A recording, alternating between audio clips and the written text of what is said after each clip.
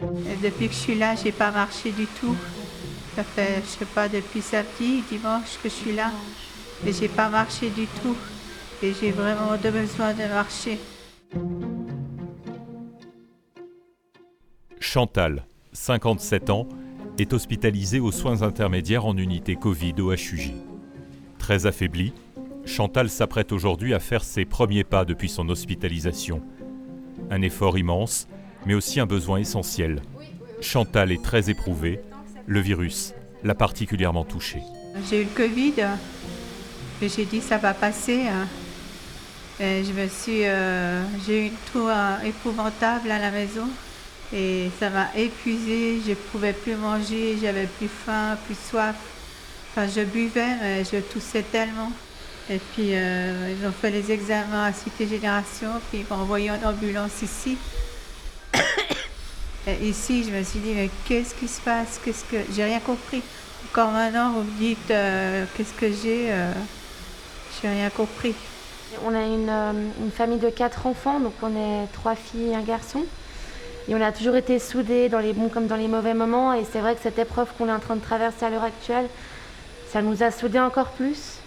On se démène pour aider autant qu'on peut notre maman, par la pensée, par la prière, par des gestes, par des paroles, par des regards. Faut garder ton énergie pour les choses importantes et pour te remettre.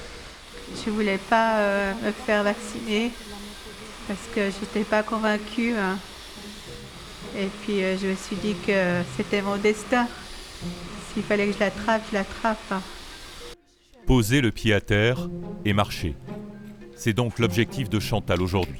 C'est aussi la priorité des équipes médico-soignantes et notamment les physiothérapeutes en première ligne, eux aussi, face au Covid. Dès que la situation clinique nous le permet, on fait bouger les gens au lit, au fauteuil, peu importe le contexte, même aux soins intensifs, on mobilise les patients parce qu'on perd de la masse musculaire extrêmement rapidement. Pendant plusieurs jours, peut-être avant l'hospitalisation, notamment dans le cas d'un contexte Covid, peut-être que les gens déjà ne sont pas très actifs. Et donc du coup, on récupère certains patients déjà des fois dans des conditions physiques qui sont déjà bien détériorées. Si les physiothérapeutes sont là pour faire bouger les patients, ils ont aussi en charge la physiothérapie respiratoire. Mouvement, déplacement, suivi des apports en oxygène, une attention de tous les instants, répertoriée dans cet ordinateur, principal chiffre scruté, la saturation en oxygène, c'est-à-dire le taux d'oxygène contenu dans les globules rouges après leur passage dans les poumons. Au niveau de la saturation, qui est l'une des données les principales qu'on regarde, sur la journée, elle peut vraiment avoir tendance à faire du yo-yo ou autre, donc c'est quelque chose qu'on va tout le temps observer. Les données sont rapatriées à un certain intervalle, comme ça on a toujours une vision très globale du patient et qu'importe qui prend en charge le patient, il y a vraiment une équipe multidisciplinaire qui s'occupe à chaque fois des patients, donc que ça soit l'ergo, le physio, le médecin, l'interne, les infirmiers, les aides-soignants ou autres. On a tous accès aux mêmes données pour bien suivre nos patients, donc ça c'est un avantage aussi. J'ai déjà pu baisser un petit peu l'oxygène, d'accord? Donc on voit que dans cette position, ça répond déjà tout de suite bien. Ça répond bien. Okay. Moi j'ai fait mon boulot, à vous de jouer maintenant? Donc là, ce qu'on vient faire, c'est ce qu'on appelle perfuser. Donc on envoie l'oxygène qui est bien le sang qui est bien oxygéné dans la partie de votre poumon qui est la plus saine. Donc c'est cette partie-là qui va nous permettre d'avoir une bonne saturation, comme on peut le voir. À tout à l'heure. À tout à l'heure. Pour Chantal, les minutes qui vont suivre seront déterminantes. Sera-t-elle capable d'abord de se tenir debout et de marcher ensuite? Pour Pauline, sa physiothérapeute, Chantal doit d'abord prendre son temps et ensuite son courage à deux mains. Et là on respire, rien de plus. Détendez-vous. Comment vous vous sentez, vous? Bien? On peut y aller?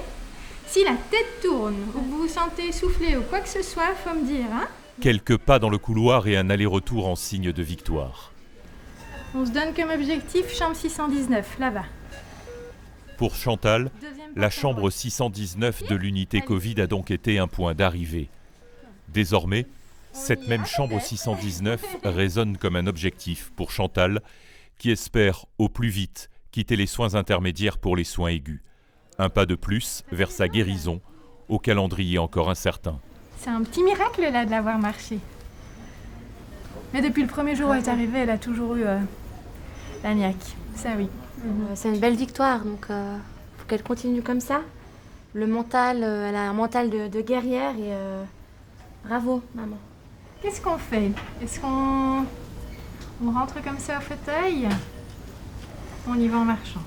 Allez. Pour y arriver, Chantal peut compter au-delà des machines et des traitements sur les sourires et les regards des équipes médico-soignantes, toujours aussi mobilisées, même en période de fête, face au virus.